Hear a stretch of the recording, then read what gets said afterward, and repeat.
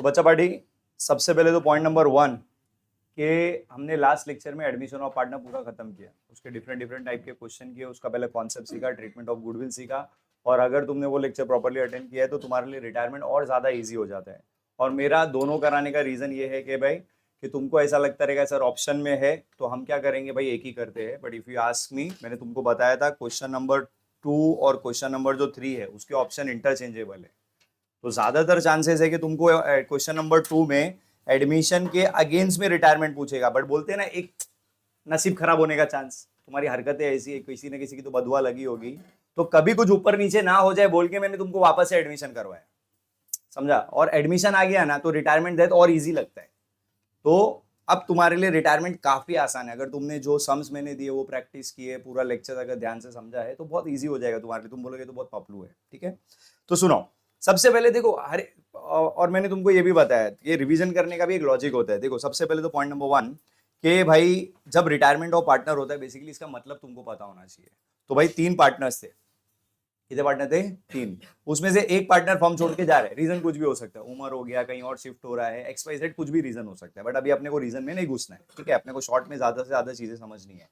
तो सिंपल अगर मैं बोलूं रिटायरमेंट का मतलब क्या होता है कि जब किसी एग्जिस्टिंग पार्टनरशिप फर्म से एक पार्टनर फर्म छोड़ के जाता है।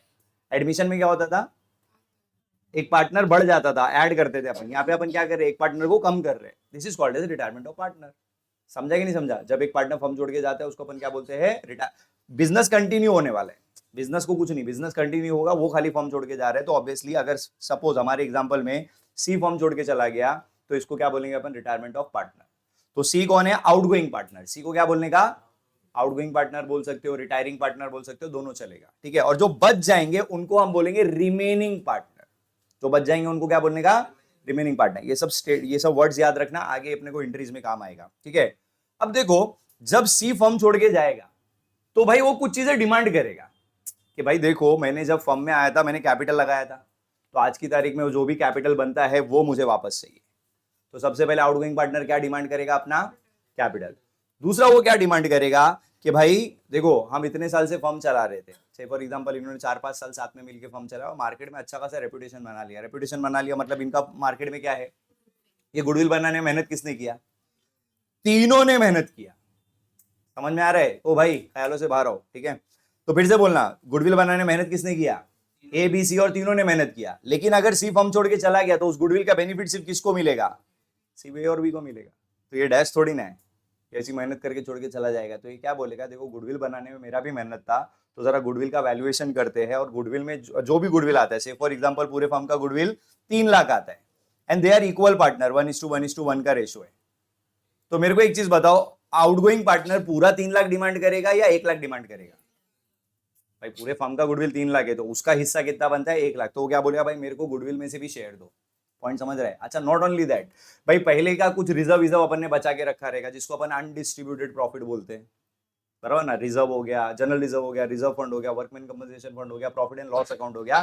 तो अगर तुमको कोई भी पुराना रिजर्व दिखेगा तो उसको भी क्या करना पड़ेगा भाई, बांटना पड़ेगा, क्योंकि उसको जो आउटगोइंग पार्टनर है उसको उसमें से भी हिस्सा चाहिए।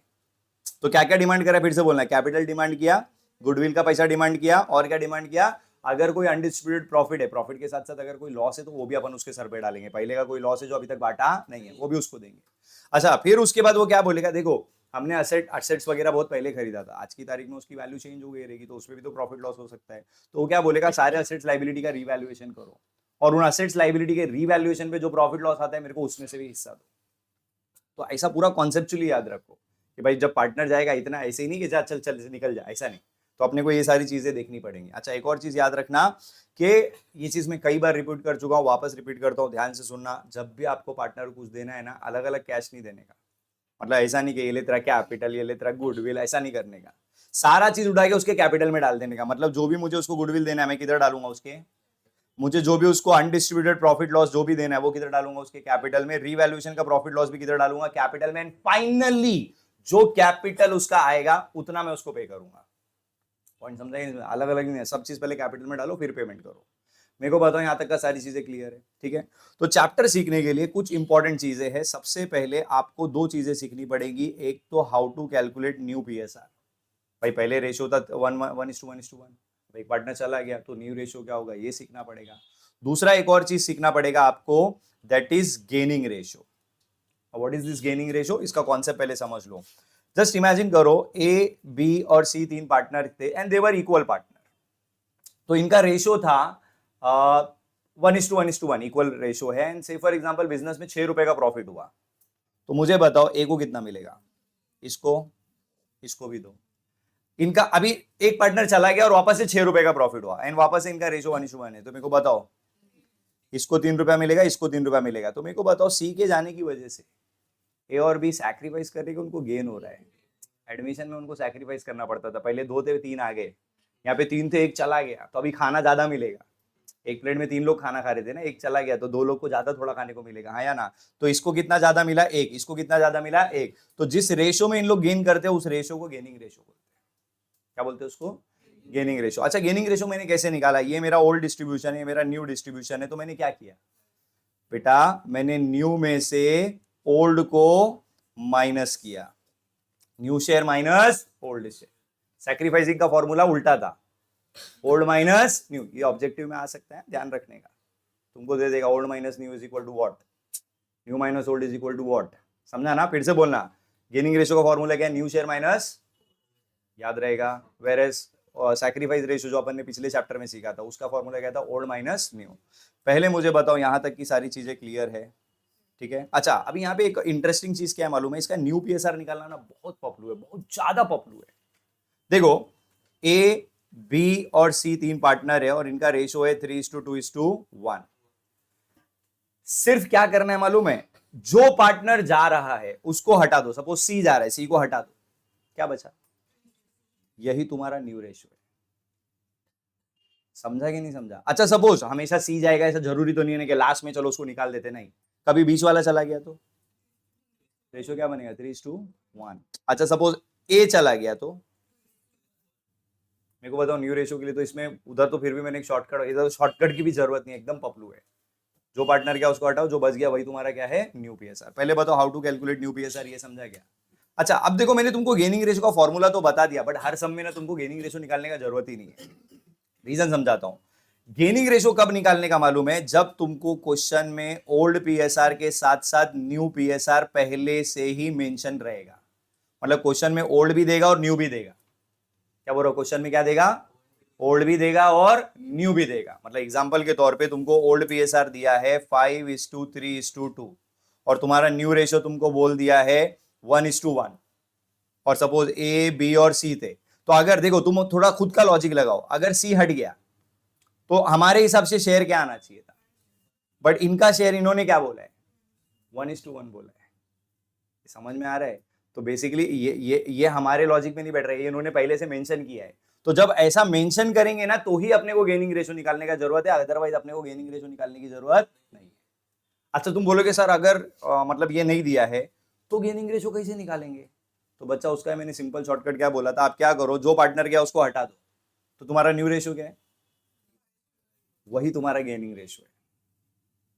वही तुम्हारा क्या है, गेनिंग रेशियो। तुमको चेक करने का है, मैं अभी चेक करके भी तुमको बता देता हूं। से फॉर एग्जांपल अपने एग्जांपल में 3:2:1 था, तो मेरे को बताओ मेरा न्यू पीएसआर क्या आएगा, अगर सी गया तो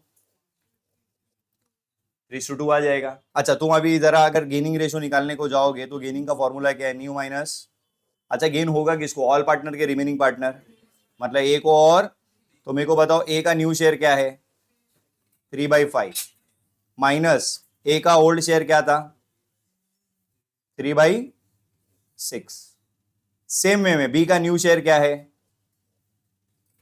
2/5 माइनस उसका न्यू क्या था, ओल्ड क्या था, 2/6। ये माइनस करने के लिए क्या इक्वल करना पड़ेगा, उसके लिए सिंपल है, 5 को 6 नहीं बना सकते, 6 को 5 नहीं बना सकते। तो याद है ना क्रॉस मल्टीप्लाई करते थे, यस और नो। तो यहाँ पे क्या करेंगे, मल्टीप्लाई बाई, और यहाँ पे क्या करेंगे, मल्टीप्लाई बाई 5। तो नीचे कितना कॉमन हो गया, 5 6 बोलो, टेबल आता है ना, 6 5 वो 30 माइनस नहीं करते, उसमें से कॉमन लेते। तो एक 30 कॉमन हो गया, ऊपर बताओ 3 6 3 5 18 माइनस 15 करेंगे तो 3/30 होता है।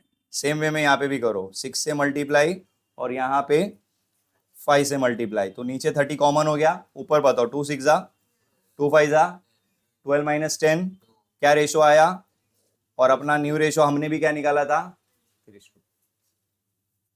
तो क्यों मेहनत करने का जब वही आने वाला है। तो समझा कि नहीं समझा। लेकिन अगर क्वेश्चन में न्यू रेशो हमने नहीं निकाला, पहले से दे दिया, सपोज पहले से बोलता 5:3 है, अब मेरे को बताओ ये हमने निकाले के पहले से दिया हुआ है, और तुम चेक करो ना, तुम अगर निकालते तो 3:2 आता, लेकिन इनका क्या दिया 5:3, मतलब मैच नहीं हो रहा है। तो जब भी ये मैच नहीं होगा ना, समझ जाने का गेनिंग रेशो अपने को निकालना पड़ेगा। बट अगर सिंपल है, मैच होता रहेगा ना, अगर उनका ओल्ड पीएसआर और उनका न्यू पीएसआर आपस का मैच होता रहेगा ना, तो तुमको गेनिंग रेशो निकालने की जरूरत नहीं है, बिकॉज गेनिंग रेशो सेम ही आने वाला है। मैंने क्या बोला समझा कि नहीं समझा। मैं एक बार शॉर्ट में वापस से इतना सब जो बात किया, तुम कैसा गुम हो जाते हो इधर उधर, तो उसको समराइज कर देता हूं, सुन लो। अगर क्वेश्चन में सिर्फ ओल्ड पीएसआर दिया है, क्या दिया है सिर्फ, तो तुम्हारा लॉटरी है, तुमको टेंशन लेना ही नहीं है। तुमको सिर्फ क्या याद रखना है, सपोज रेशो है 3:2:1, तो जो पार्टनर चला गया उसको हम हटा देंगे, जो बच जाएगा वही तुम्हारा न्यू रेशो है और वही तुम्हारा गेनिंग रेशो है। पहले बताओ, ओनली ओल्ड पीएसआर गिवन रहेगा तो क्या करना है, पहले ये समझा क्या, पहले ये वाला पॉइंट अच्छे से क्लियर है। बट अगर ओल्ड पीएसआर के साथ साथ सपोज 3:2:1 दिया है, न्यू पीएसआर उन लोग ने पहले से मेंशन कर दिया 5:3, तो मेरे को बताओ अगर हम निकालते क्या आता, बट उन्होंने कितना दिया है, तो ये मैच हो रहा है क्या। इसका मतलब गेनिंग रेशो शॉर्टकट में नहीं निकाल सकते, ये नहीं नहीं, न्यू रेशो मतलब गेनिंग रेशो नहीं। अब यहाँ पे तुमको क्या करना पड़ेगा, फॉर्मूला लगाना पड़ेगा, और फॉर्मूला क्या है गेनिंग रेशो का, न्यू माइनस ओल्ड। तो फिर से बोलो, पूरे फॉर्मूले की जरूरत कब पड़ेगी, जब क्या दिया रहेगा न्यू पीएसआर।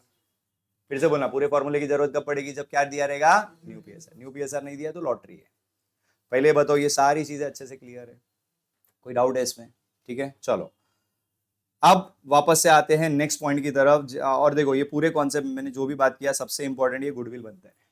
तो यहाँ पे भी जैसे एडमिशन में 3 केसेस थे ना, यहाँ पे भी 3 केसेस ही है, ठीक है। 1 मिनट, अभी तक पहला मेरे को बताओ बेसिक क्लियर है, रेशो कैसे निकालना है क्लियर है। अब तीसरा अपना इंपॉर्टेंट पॉइंट क्या आता है, ट्रीटमेंट ऑफ गुडविल, ठीक है। ध्यान से सुनना, देखो यहाँ पे ना गुडविल याद रखना एडमिशन में भी इजी है, बट यहाँ पे और ज्यादा इजी हो जाता है। कैसे, मैं समझाता हूँ। देखो यहाँ पे केस 1 अगर तुम देखोगे और केस 2 देखोगे ना, दोनों में हमने गुडविल को रेस किया है, क्योंकि मैंने पहले ही बोला यहाँ पे डायरेक्ट अपन कैश देते नहीं है, जो भी चीज देना अपन पहले कैपिटल में डालते हैं, ठीक है। तो यहाँ पे goodwill paid in cash, not paid in cash ऐसा नहीं होता है। यहाँ पे क्या होगा, पहले केस में क्या हो रहा है, goodwill raised at full value, और दूसरे केस में क्या हो रहा है, goodwill raised to the extent of. अगर अंग्रेजी ज्यादा लगता रहेगा ना, मैं तुमको सिंपल तरीका समझाता हूँ, सुनो ना। सपोज पूरे फर्म का गुडविल 3 लाख है, ये 3 लाख रुपया क्या है, किसी एक पार्टनर का गुडविल नहीं है पूरे। तो अगर तुमको केस 1 बोला है ना, तो तुमको पूरा का पूरा 3 लाख रेस करना पड़ेगा, क्योंकि मैंने क्या बोला, goodwill raised at, goodwill raised at. But अगर तुमको केस 2 बोला है, मतलब तुमको पूरे फर्म का गुडविल चाहिए ही नहीं, तुमको क्या चाहिए, जो पार्टनर जा रहा है ना सिर्फ उसका गुडविल चाहिए, उसका ही गुडविल रेस करना है। तो मेरे को बताओ, अगर तीनों इक्वल पार्टनर है तो 3 लाख में से जाने वाले पार्टनर का हिस्सा क्या बनेगा। तो बेसिकली यहाँ पे पूरा 3 लाख रुपया रेस करेंगे, और यहाँ पे सिर्फ कितना रेस करेंगे, बस इतना ही फर्क है दोनों केस में। उसकी वजह से डेफिनेटली एंट्री में थोड़ा फर्क पड़ेगा, बट बेसिक आइडिया आया क्या। फिर से बोलना, केस 1 में हम क्या करेंगे, गुडविल रेस्ड एट, बोलो।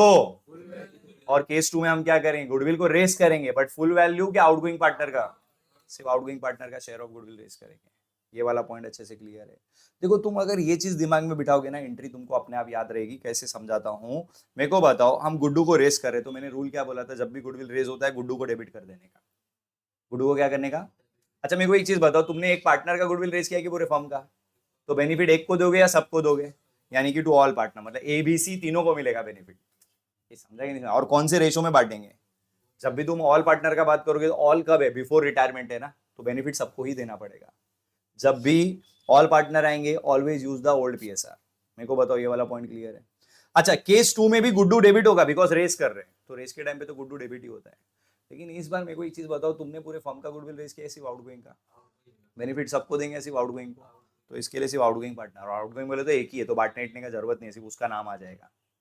ये भाई पहला मेरे को बताओ, दोनों केस का डिफरेंस और दोनों केस का रेस का एंट्री क्लियर है क्या, पक्का। चलो अब उसके बाद राइट ऑफ की बात करेंगे। राइट ऑफ मतलब तुम वो उसी गुडविल को फिर बुक से हटा देना है, राइट ऑफ कर देना है। अच्छा लेकिन एक चीज याद रखना, राइट ऑफ तुम्हारे सिलेबस में इफ मतलब बोलेगा तो करना, वरना मत करना। ठीक है। अच्छा, जब हम राइट ऑफ करते हैं तो बेसिकली रेस के टाइम पे गुड्डू डेबिट हुआ, तो राइट ऑफ के टाइम पे गुड्डू क्या होगा? राइट ऑफ के टाइम पे गुड्डू। अच्छा, अब मेरे को एक चीज बताओ, राइट ऑफ कब होता है? After retirement. तो जो भी राइट ऑफ का लॉस है वो बेयर कौन करेगा? जो बचे हुए पार्टनर है, मतलब ए और बी। तो remaining partners capital account debit to goodwill account. और कौन सा रेशो यूज करने का यहाँ पे? New PSR. कौन सा रेशो यूज करने का? और यही अगर केस 2 रहेगा ना, तो राइट ऑफ का एंट्री वहां पे भी सेम ही है, कुछ अलग नहीं है, सेम ही एंट्री। देखो, रिमेनिंग टू गुडविल। लेकिन एक चीज का फर्क है, रेशो का फर्क है। कौन सा रेशो है? तो अगर तुम मुझे पूछोगे तो ये दोनों केस में एक्चुअल में तुमको सिर्फ 3 ही एंट्री याद रखनी है, दोनों के रेस की, गुडविल टू ऑल और गुडविल टू आउटगोइंग। वो भी लॉजिक लगाओगे तो रट्टा मारने का जरूरत नहीं है। और राइट ऑफ की एंट्री में खाली याद रखना, दोनों केस में सेम ही एंट्री आती है, द डिफरेंस इज रेशो का। मेरे को बताओ, केस 1 में कौन सा रेशो? फुल वैल्यू रेस करेंगे तो न्यू रेशो, और आउटगोइंग का रेस करेंगे तो राइट ऑफ के टाइम पे गेनिंग रेशो। पहला बताओ, यहां तक का पॉइंट्स अच्छे से क्लियर है? ठीक है। तीसरा केस सेम एडमिशन के जैसे ही है कि पहले से तुमको गुडविल दिया रहेगा। पुराना जो बैलेंस शीट होता है ना, अपना ओल्ड बैलेंस शीट जो क्वेश्चन में होता है, उसमें पहले से गुड्डू दे देगा, से फॉर एग्जांपल 40,000 है, और एडजस्टमेंट में बोलेगा कि भाई गुडविल को रीवैल्यू कर दो। अब रीवैल्यू करेंगे तो बढ़ भी सकता है और कम भी हो सकता है। से फॉर एग्जांपल एडजस्टमेंट में वो बोल रहा है गुडविल को 50 कर दो, गुडविल कम करना पड़ेगा, बढ़ाना पड़ेगा? भाई पहले 40 था, अभी 50, यानी कि 10,000 बढ़ गया ना। अच्छा, पहले 40 था, अभी बोलता है उसको 30 कर दो, तो बोलो बढ़ाएंगे कम करेंगे? तो जब भी तुमको गुडविल पहले से दिया है, तो भाई ये देखने का कि भाई गुडविल इंक्रीज हो रहा है कि, फिर से बोलना क्या देखने का? इंक्रीज। और से फॉर एग्जांपल अगर गुडविल इंक्रीज हो रहा है तो आप क्या करोगे? गुड्डू को डेबिट कर दोगे। क्या करोगे? गुड्डू को। और इसका जो भी बेनिफिट है वो सारे पार्टनर से बांटने हैं। भाई पहले का पुराना गुडविल है, तो इसमें जो भी ऊपर नीचे होगा पूरे सबको प्रॉफिट लॉस मिलेगा। समझा कि नहीं समझा? All partner A B C. अच्छा, लेकिन एक मिनट, इसमें अमाउंट कितना आएगा? 40,000 के 50,000? भाई मैंने ये चीज क्लियर बोला है, ये एंट्री बहुत आसान है, बट अमाउंट में गड़बड़ मत करना। जब भी तुम इंक्रीज की एंट्री पास कर रहे हो, इंक्रीज का अमाउंट लेने का, कितने से इंक्रीज हुआ, मतलब difference amount. Is it clear? Same way में पहले 40 था, अभी 30 हो गया, तो 10,000 क्या हुआ? बढ़ गया, कम हो गया ना। तो गुडविल के सामने यहाँ पे भी कितना आएगा? 10,000, और इसको ऑल पार्टनर्स में बांट देंगे। तो एक इंक्रीज का एंट्री याद कर लो, डिक्रीज उसका उल्टा होता है, ऐसा याद रखने का। इंक्रीज में क्या एंट्री होता है? Goodwill to. और डिक्रीज में क्या होता है? All partners to. और ऑलरेडी मैंने बोला था कॉपी करके रखना। तो ये सारे रहे आपके इंपॉर्टेंट कॉन्सेप्ट। क्लियर है? जब भी सम का प्रैक्टिस करने बैठो, पहले ये सब चीजों को एक बार देख लिया करो, ठीक है? अच्छा, तुमको चाहिए तो इसका एक नोट भी लिख के रख लो। व्हेन, लिखो लिखो लिखो लिखो।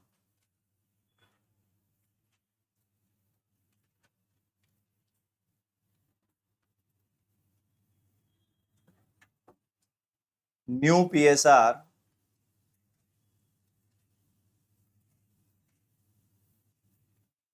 when new PSR is given,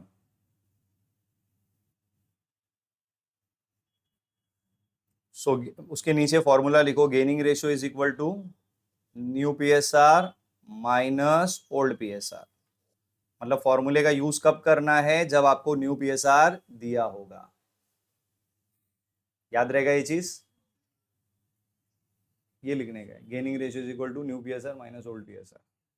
उसके आगे नहीं, उसके पीछे मैंने बोला था, when new PSR is given.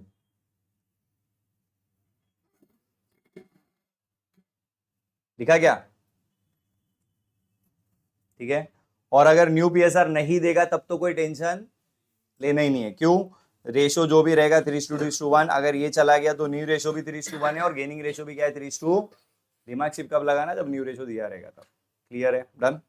चलो अब आ जाओ, सबसे पहले इलस्ट्रेशन 1 निकालो। इसका इलस्ट्रेशन नंबर 1 मस्त है, अच्छा है, मतलब सिंपल है और कॉन्सेप्ट भी सारे कवर हो जाते हैं।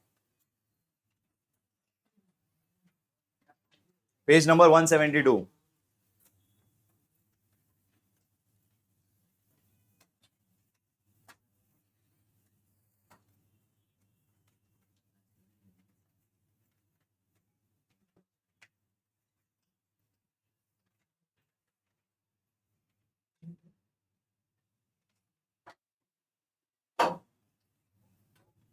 और प्लीज क्वेश्चन में देख लिया करो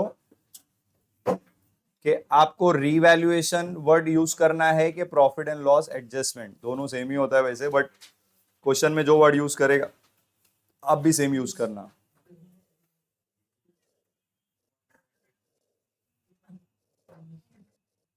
पार्टनर्स के नाम क्या थे, देख लो ना जरा उसमें से। राजा, रानी और प्रधान।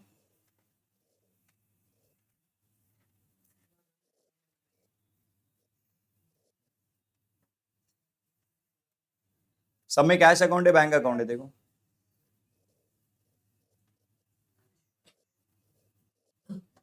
चलिए ये सम मैं सॉल्व करके दिखाऊंगा, फिर आपको एक सॉल्व करने के दूंगा, वो अपना खेल पता है ना, ठीक है। चलो सुनो, पहला क्वेश्चन रीड करते हैं क्या क्या दिया है। गिवन, और हमेशा प्लीज टकले पे से क्वेश्चन रीड करने का आदत डालो। हाँ, given below is the balance sheet of Raja, Rani and Pradhan who are sharing profit and who are the partners in a firm sharing profit and loss in the ratio of 5:3:2। तो बच्चा ये कौन सा पीएसआर है? This is the old PSR, ठीक है।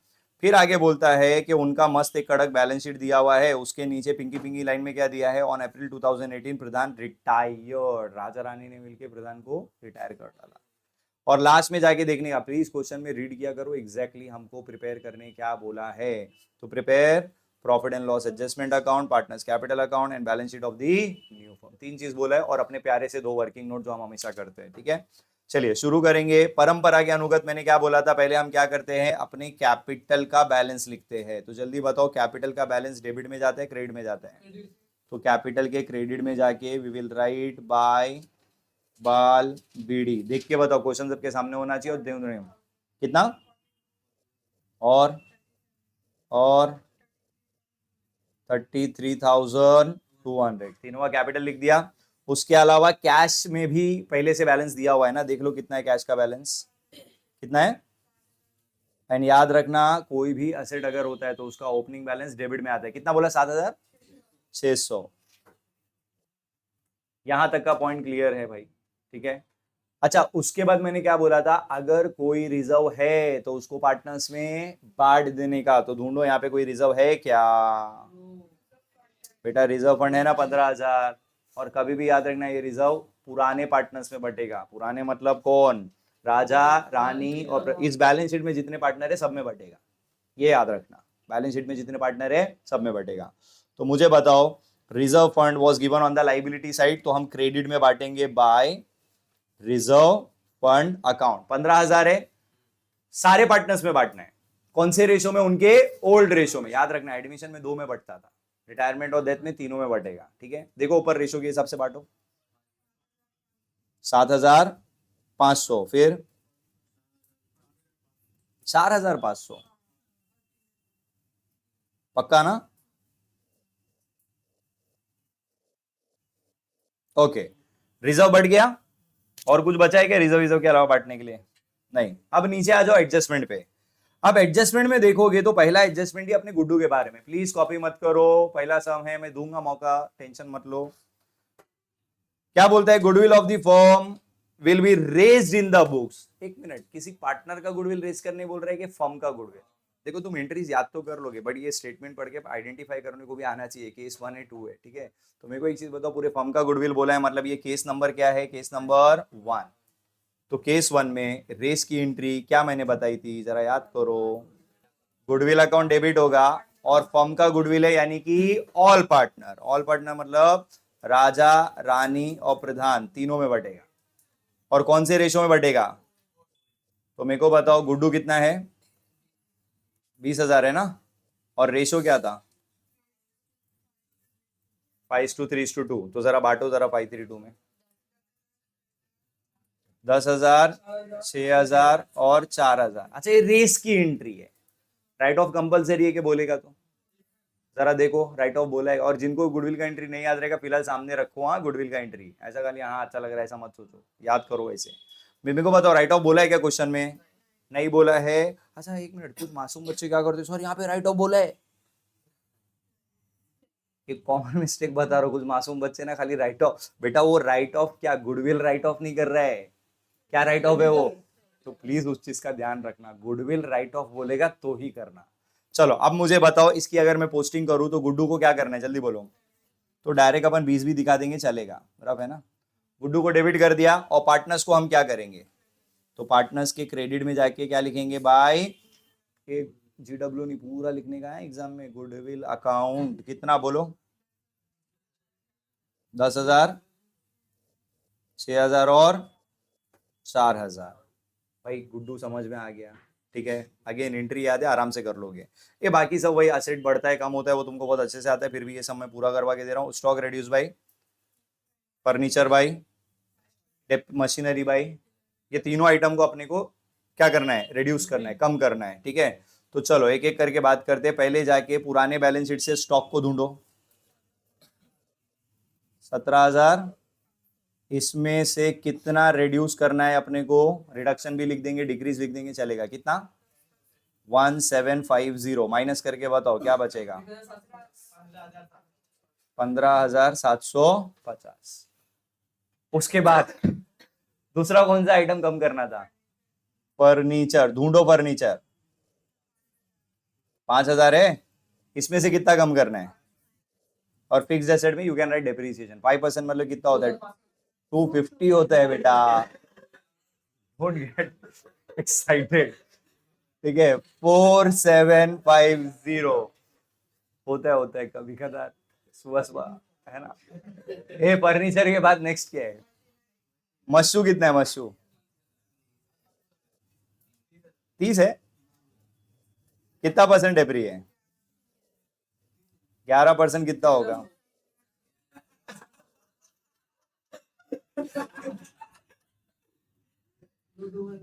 लेकिन देखो गलत कैलकुलेशन करता है, बट इतना कॉन्फिडेंस है ना कि आज जो सही करने वाला है ना वो भी टेंशन में आ जाए, इतना कॉन्फिडेंस में बोलता है वो।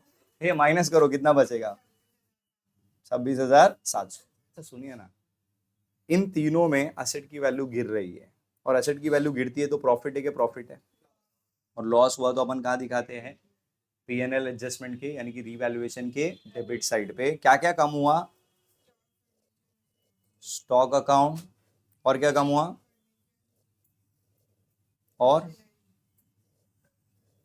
कितना कितना कम हुआ था, 1,750, सॉरी 1,750, फिर और इसका 3,300। चलो अगला एडजस्टमेंट देखो ना क्या है, RBDD, don't get confuse, reserve for bad and doubtful debts, भाई अपना प्यारा RDD कितना परसेंट है, और पहले से कोई डेटर पे RDD है ही नहीं, तो एकदम सिंपल हो गया। तो जाके डेटर्स की वैल्यू ढूंढो ना, पता है ना RDD डेटर से ही अपन हटाते हैं, तो बोलो सन्डी डेटर्स ढूंढो, कितना है बेटा, 18,000 माइनस RBDD, तुम RDD लिखोगे तो भी चलेगा, कितना है यार,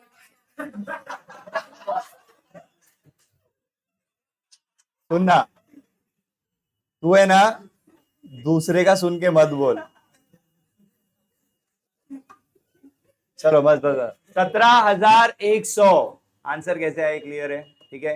ये RDD अभी अभी तुमने क्रिएट किया, तो RDD फ्यूचर प्रॉफिट के फ्यूचर लॉस, तो यहाँ पे ही आ जाएगा RBDD, कितने का लॉस हुआ बेटा, 900 रुपए का। चलो अगला देखो, right of ₹200 from the creditors, बेटा राइट ऑफ मतलब क्रेडिटर से 200 रुपया हटाने को बोल रहा है, जाके देखो क्रेडिटर्स कितना है। तो पहले हम जाएंगे अपने नवीन बैलेंस शीट में, क्रेडिटर की वैल्यू लिखेंगे, सन्ड्री क्रेडिटर्स कितना था बेटा, 11,000, कितना राइट ऑफ करेंगे, 200, और 200 राइट ऑफ कर दिया तो क्या बचेगा, 11,000। कोई दिक्कत है इसमें, ठीक है, ठीक है। चलो अगला एडजस्टमेंट पढ़ो क्या है, हाँ आएगा ना, ये लाइबिलिटी कम हो गई, लाइबिलिटी में से कम किया ना तो लॉस है कि प्रॉफिट है, याद रखना, एसेट कम हुआ तो लॉस, बट लाइबिलिटी कम हुआ तो प्रॉफिट। तो बाई सन्ड्री क्रेडिटर्स अकाउंट 200, कौन दिक्कत है। चलिए अगला एडजस्टमेंट पढ़ो, out of the amount due to Pradhan ₹5,000 to be paid by cash. देखो सिंपल है, प्रधान फर्म छोड़ के जा रहा है, तो ऑब्वियसली उसका जो भी लास्ट में कैपिटल बनेगा वो अपने को उसको पे करना है, तो उसमें से इन्होंने क्या करा, सिर्फ 5,000 पे किया, और बाकी का जो भी अमाउंट बचेगा उसको क्या बोला भाई, उसके लोन में ट्रांसफर कर दो। ठीक है, तो इसको 2 मिनट के लिए होल्ड करो, जब कैपिटल का सेटलमेंट करेंगे वो मैं तुमको बताऊंगा तब क्या करना है, ठीक है। चलो विद दिस कहने से बाकी के एडजस्टमेंट्स हो गए, खाली अपने को लास्ट का सेटलमेंट देखना है। अब चेक करो कि असेट साइड पे कुछ पेंडिंग है क्या, कोई असेट पेंडिंग है क्या, देखो जरा। लैंड कितने का है बेटा, देख के बताओ। 70,000। फिर कहाँ गुडविल बेटा असेट साइड पे बचा है? बेटा मैं यहाँ पे असेट में चेक करने को बोल रहा हूँ, पुराने बैलेंस शीट का पोस्टिंग करने को बोल रहा हूँ। लाइबिलिटी साइड पे चेक करो क्या बचा है। बैंक ओवर, बस टाइम पास नहीं, बैंक ओवरड्राफ्ट कितना है? 9,700। और कुछ बैलेंस शीट में बचा? चलो अब फटाफट जिस काम में तुम माहिर हो, रीवैल्यूएशन का बैलेंस करो। एंड ऑब्वियसली डेबिट ज्यादा है, कितना है डेबिट में? 6,200। 6,200 में से 200 गया तो बचा कितना? यहां तक का पॉइंट क्लियर है? अच्छा ये 6,000 प्रॉफिट है कि लॉस है? तो ये पार्टनर्स में ट्रांसफर होगा, बराबर ना? कौन से पार्टनर को मिलना चाहिए? तो राजा, रानी एंड प्रधान, और उनका ओल्ड रेशो में मिलेगा। ये सब याद रखो कौन से रेशो मिलेगा। तो 6,000 को बांटो ओल्ड रेशो में 3:1 में, सॉरी 5:3 था ना। हाँ बोलो कितना होता है? 3,000। ओके, अब ये जो भी आपका लॉस है आप इसको कैपिटल में ट्रांसफर कर दो। कैपिटल के डेबिट में क्या लिखेंगे? Profit and loss adjustment account. कितना आया था? 3,000, 1,800 और 1,200। ये क्लियर है? अब क्या आदत डालो मालूम है? सबसे पहले देखो पार्टनर्स में ना, जो पार्टनर जा रहा है ना पहले उसको ठिकाने लगा दो, तो तुम्हारा जो भी मैटर है वो सॉर्ट आउट हो जाएगा, ठीक है। तो ध्यान से सुनो, सबसे पहले जाके प्रधान का कैपिटल क्रेडिट कितना दिखा रहा है वो चेक करो ना। कितना दिखा रहा है? पक्का 40,200 है? ओके लिसन, प्रधान के क्रेडिट में कितना है? 40,000। और डेबिट में कितना है? 1,200। तो उसका कैपिटल का बैलेंस बच कितना आ रहा है? 39,000 उसका कैपिटल है। इट मींस हमको जो पार्टनर फर्म छोड़ के जा रहा है, this is the final capital of that partner, तो हमको उसको इतना पे करना चाहिए। बट क्या होता है मालूम है, अगर फर्म के पास इनफ कैश है तो फर्म क्या करता है, चल ठीक है पैसा लेके जा, कोई दिक्कत नहीं है। बट कभी कभी क्या होता है, फर्म के पास पैसा नहीं तो फर्म क्या बोलता है, देख अभी नहीं दे सकते तेरे को बाद में देंगे। तो बेसिकली ये एक तरीके से अपने ऊपर क्या हो गया, कर्जा हो गया, लोन हो गया। और कभी कभी पार्टनर लोग क्या करते हैं कि भाई थोड़ा अमाउंट देगा, अभी अभी पे करेंगे और बाकी का अमाउंट क्या करेंगे, लोन में डालेंगे। तो देखो 3 ऑप्शन दे रहा हूँ। ऑन द स्पॉट पूरा पे करो, ऑन द स्पॉट पूरा का पूरा लोन में डाल दो, नहीं है पैसा भाई अभी नहीं दे सकते बाद में देंगे। तीसरा ऑप्शन क्या है, थोड़ा पे करेंगे, थोड़ा अपने सब में क्या हुआ है, थोड़ा पे किया है और थोड़ा लोन में डाला है। तो आप क्या करोगे, मेरे को एक चीज बताओ, 39,000 में से कितना पे करना है? एंड टेल मी, मैं पार्टनर को पैसा दे रहा हूँ तो partner is the receiver, yes और नो? तो पार्टनर के डेबिट में जाके हम क्या लिखेंगे, टू, कितना पे किया बोलो। एंड कैश पे किया तो कैश में भी तो दिखाना पड़ेगा ना। कैश में किधर, डेबिट में क्रेडिट में? कैश गोज आउट, तो कैश के क्रेडिट में 5,000। पहला 5,000 पे किया, ये समझा? अच्छा सुनो ना, 39,000 में से 5 पे कर दिया तो फिर भी कितना बच गया? 34 तो फिर भी बच गया ना। तो ये जो 34 बच गया इसको मैं क्या करूंगा, उसके लोन में ट्रांसफर करूंगा। तो यहाँ पे लिखने का टू प्रधान लोन अकाउंट। मेरे को बताओ आउटगोइंग पार्टनर को कैसे सेटल करना है, आपको ये समझ में आया? क्लियर है भाई? 39 बच रहा था जिसमें से मैंने 5,000 पे कर दिया, 34,000 इधर दिखा दिया, और टोटल में ऑब्वियसली जो बड़ा क्रेडिट का टोटल है वही आएगा 40,200। एंड टेल में बचा है जो लोन लिखा है इसका सेकंड इफेक्ट भी तो दिखाना पड़ेगा ना। लोन क्या है, फर्म के लिए एसेट है कि लाइबिलिटी है? तो यहाँ पे लिख देना प्रधान लोन अकाउंट। कितना दिखा रहा है बैलेंस? 34,000 अभी भी उसको देने का बाकी है। यहाँ तक का सारा पॉइंट क्लियर है? और जैसे ही तुमने ये कर लिया तो बाकी फिर नॉर्मल पार्टनर का बैलेंसिंग तो इजी है। जल्दी बताओ राजा का क्रेडिट में कितना है? 59,500। 59,500 में से अगर 3,000 गया तो कितना बचेगा?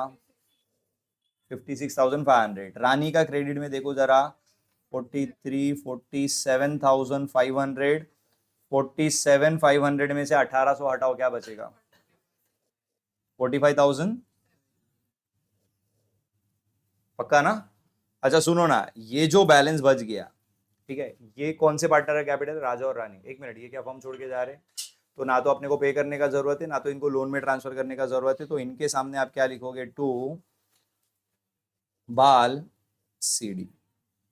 भाई ये तो इनका कैपिटल तो फॉर्म में ही रहेगा ना, तो इसको बैलेंस में ही दिखाने का, बैलेंस कैरिड डाउन। और ये जो बैलेंस कैरिड डाउन है, this is your final capital. जो बाल सीडी होता है ये अपना क्या है, न्यू फर्म का फाइनल कैपिटल है। तो इसको जाके हम लाइबिलिटी में शो करेंगे, partners capital account, and partners capital में जाके लिख देंगे राजा और रानी। कितना कितना कैपिटल आया उनका फाइनल, 56,500। और टोटल करके बताओ फर्म का टोटल कैपिटल कितना होता है, जल्दी। कितना,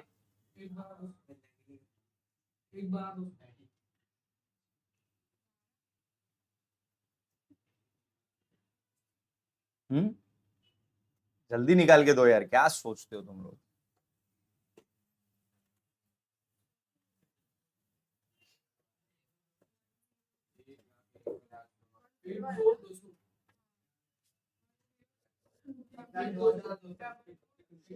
एक लाख 2,200 बराबर ना। अच्छा, आप बैलेंस शीट टैली करोगे, बच्चों को उड़ाओगे पहले, मतलब नीचे जो अकाउंट है इनको उड़ाने का पहला। तो मेरे को बताओ, कैश के डेबिट में है 7,600, क्रेडिट में 5,000, तो कैश बचा कितना, 2,600 ना रे। एंड सुनो ना, कैश में जो भी बचता है वो अपने लिए क्या होता है, असेट। कैश बैलेंस जो बच जाएगा उसको असेट में दिखा देना, 2,600। अच्छा, गुड्डू में देखो, डेबिट में 20,000 है, क्रेडिट में कुछ नहीं है, तो गुड्डू का भी तो 20,000 पूरा का पूरा बच गया ना। और गुड्डू अगर बच गया तो उसको भी असेट साइड पे दिखा देना, goodwill is an intangible asset. And finally जो तुम्हारा बल्लू है वो क्या हो जाएगा, टल्लू। ठीक है, वो तुम खुद से कर लेना, कोई दिक्कत भाई इसमें, बोलिए। किसी को इस क्वेश्चन में कुछ भी पूछना है, ठीक है, तो अब एक काम करो, ये क्वेश्चन ऑलरेडी मैंने तुमको सिखाया हुआ है, कोई टेंशन नहीं है, इसको कॉपी करने की जरूरत नहीं है। मैं आपको एक सम दूंगा, आपको उसके लिए मैं 15 मिनट का टाइम दूंगा, उसके अंदर आपको सम सॉल्व करना है, ठीक है। चलो।